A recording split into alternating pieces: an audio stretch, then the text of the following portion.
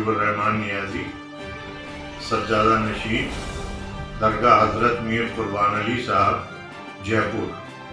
اور x chairman Rajasthan Urdu academy, x director academic college education Rajasthan سرکار۔ یہ میں نے اپنا تعارف اس لیے کرایا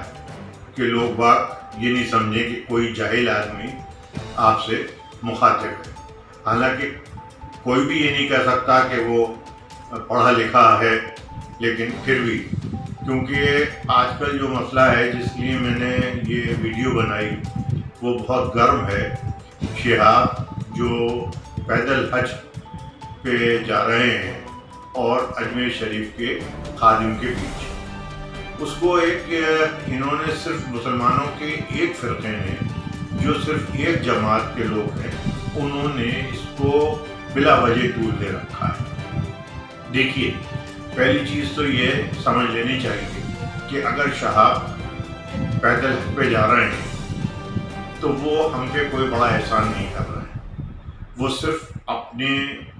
ثواب کے لیے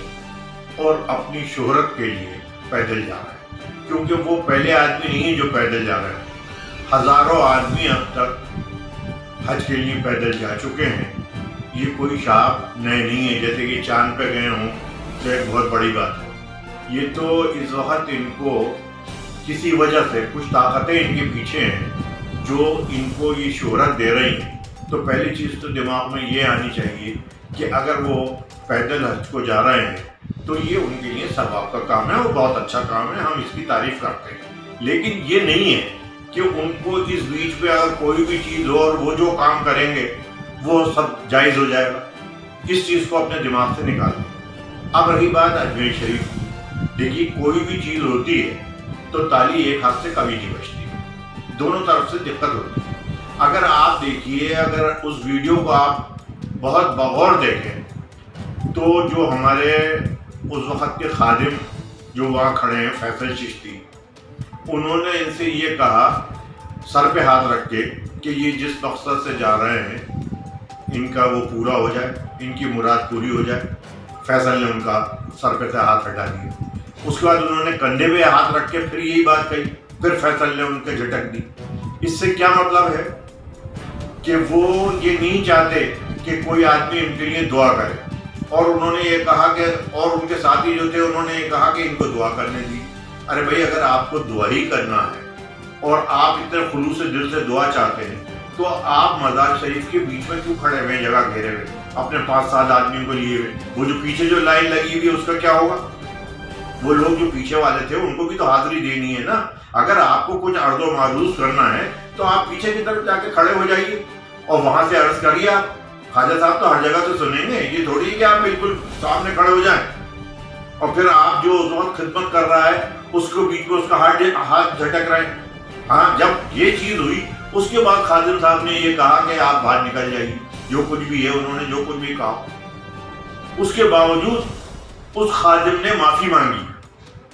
کہ بھئی میں نے اگر شہاب سے ایسی بات کی ہے تو مجھے افسوس ہے، اور انہوں نے معافی مانگی۔ نہ صرف انہوں نے معافی مانگی بلکہ انجمن کے ایک ذمہ دار آدمی اور وہاں کے بہت مشہور خادم سرور چشتی صاحب نے انجمن کے سجادگان اور سیدزادگان، انجمن سیدزادگان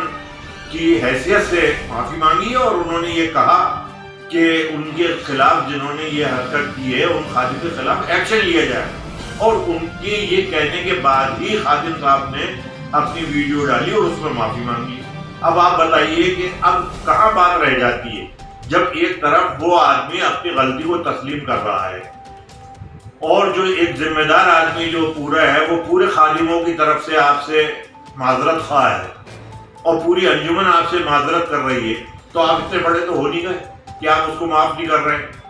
اور یہ کیا مسئلہ کیا ہے کہ یہ شہاب کا اور خادم کا مسئلہ نہیں ہے، یہ ایک فرقہ جو رضا خانی فرقہ ہے، جو اپنے کو بریلوی کہتا ہے۔ پہلے تو یہ لوگ اپنے کو رضائی لکھتے تھے،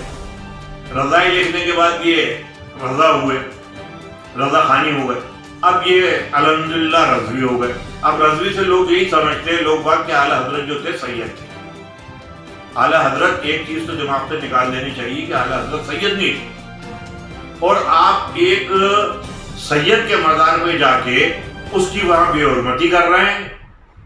اور پھر آپ یہ کہہ رہے ہیں کہ صاحب اعلیٰ حضرت جو ہیں وہ بہت بڑے ہیں۔ ابھی میں نے سنا بھائی خادم کا اور شہاب کا جھگڑا ہے، اس میں یہ تمام ویڈیو ڈال رہے ہیں، اور ایک خود ساختہ کوئی مفتی ہے عرفانی کر کے بامبے کا، وہ تو ایسی بکواس بک رہا ہے خواجہ صاحب کے لیے جس کا کوئی جواب نہیں۔ اب بتائیے جو خواجہ صاحب سے محبت کرنے والے ہیں ان کا خون کھولے گا کہ نہیں کھولے؟ وہ یہ کہہ رہے ہیں، میں نے ان کی وہ سنی کہ خواجہ صاحب نے کون سی کتابیں لکھ دی، کون سا انہوں نے مذہب کے لیے کام کیا ہے، ہمارے اعلیٰ حضرت نے فلانی کتابیں لکھی ہیں، فلانا لکھا ہے، یہ لکھا وہ لکھا۔ تو پہلے تو بھائی یہ کہ تمہارے اعلیٰ حضرت 10,000 مرتبہ جنم لے لیں تو بھی خواجہ صاحب کے برابر نہیں ہو سکتے ہیں۔